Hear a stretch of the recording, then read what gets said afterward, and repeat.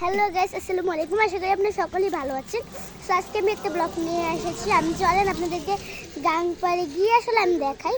প্রায় অনেক রিক্সা, তাই জন্য আমি দেখাচ্ছি না। রিক্সাটা যাক, তবে আমি দেখাবো, চলেন। সো আমি গাংপাড়ে মানে অনেক সারাদিন নিয়ে বৃষ্টি হয়েছে, তাই আমাদের গাংপাড়টা ভরে গিয়েছে। অনেক বৃষ্টি, সারাটা দিন বৃষ্টি হয়েছে। এই যে দেখেন আমাদের গাংটা অনেক উপরে পানি চলে এসেছে গাংটাই।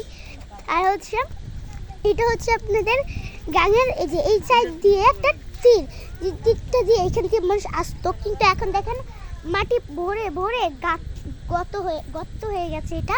তার জন্য আসলে বৃষ্টির কারণে তার জন্য আসলে এটা সাইড দিয়ে গড়ে যেতে জানি না, কোনদিন রাস্তাটা ভেঙে পড়ে যায় সেটা আমি আসলে জানি না। সো যারা আমাদেরকে আমি দেখাই, ওই যে দেখেন এখানে আমার বোন আর আমার রানা চাচু হেঁটে যাচ্ছে এখান দিয়ে। চলেন এখন আমি আপনাদেরকে এখানে নিয়ে যাই। এই দেখেন একটা কলা গাছ মেঘের কারণে হেলে গেছে, জানি একটা কলা তো